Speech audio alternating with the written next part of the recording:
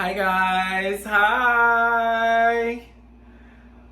Well, it is October 3rd and we are 1 month out until the big day that we all have been waiting for.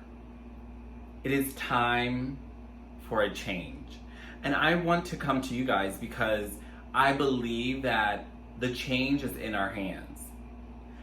We will only get a change if we all do our parts. That is to vote, right? We need to make sure that the people that is leading this country, the people that are leading this country, we need to make sure that they have every human being's interest at heart when they're making decisions for anyone that is living and breathing. We really do need to take a stance this year on what's right for humans, no matter what you may look like. The people that we elect to be in office next need to be equipped to handle the job. Currently, we do not have the necessary people in office that's going to help us move our country forward. Everything that our forever president, Barack Obama, did in the 8 years that he was in office has been just about undone by our current sitting president. Well, time's up. We need to get back to what progress that we have made in the last 8 years. I felt that there was a positive environment, a positive culture, a positive, people were just so much more friendlier. And I feel that currently that shift has made its way backwards in a negative way. And we need to kind of reverse where our country is heading. And so recently, Barack Obama posted on Instagram his top endorsements for this year's election. I will include it in this presentation, but I want to make sure that you do your research on who we are electing. We have an attorney general who just recently made a decision, an outcome that was very devastating for the world in regards to a young lady's life who was taken away by the hands of the police. And she still does not have justice. Someone elected him. We didn't do our due diligence. Time's up. We have to make sure we know their core values and make sure their values align with ours. He certainly does not have the people's hearts in his best interest. Time's up, sir. We have to make a change. This is the year where we can definitely do it. I've seen tons and tons of people out there protesting. And I applaud every one of you guys. If we can have that same energy when it comes time to November 3rd, we can really move mountains. I witnessed Trump supporters changing their stance after recent events have come out about this man, and it's really inspiring. I urge you guys to take a look at what some Trump supporters are now saying, because they are changing their stance. They're not voting for him, and we need to do the same. You know, I am a proud member of the L.G.B.T.Q community, and under Trump's administration, there has been 31 examples of rights and protections that he has undone. And, you know, I'm going to read a couple. I'm not going to read all of them, but I do want to go to healthcare. And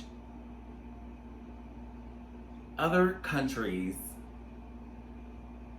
provide healthcare for their citizens. We offer it here in the United States, and some people can't afford it.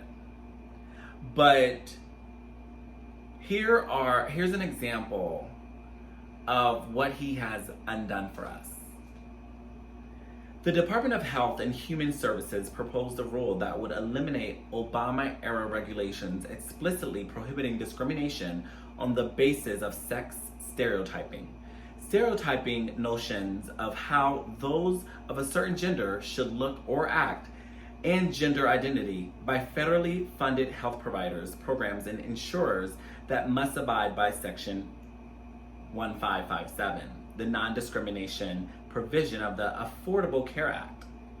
The move came after the preliminary court injunction put federal enforcement of the regulations on hold.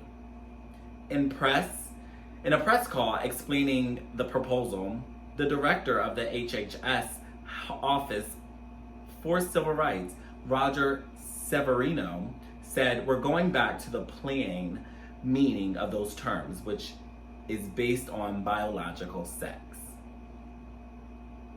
Not okay.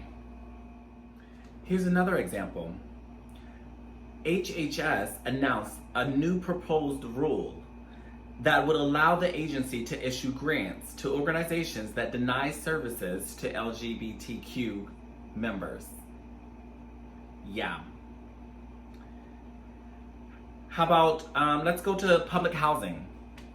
The Department of Housing and Urban Development announced a plan to gut Obama-era protections that gave transgender people equal access to homeless shelters by instead giving federally funded shelters broad permissions to use their own religious, privacy, and safety concerns to consider an individual's sex when making a determination about how and whether to accommodate someone seeking shelter. Yeah, they want to see them on the streets. Wow. Let's talk about foster care and adoption, right? So if I want the right to adopt a child or to foster a child one day, will I be able to under Trump's administration? Or will your sister or brother who is a part of the LGBTQ community be able to do that as well? HHS announced a new proposed rule that would allow adoption and foster care agencies funded by the department to turn away would-be care providers who are LGBTQ. So they would rather a child go without a loving, supporting family system, a parental system, than to actually have a home with parents who love them and support them and care for them. Another one, HHS proposed to cut planned information collection on sexual orientation of foster children and of foster or adoptive parents or guardians. Okay.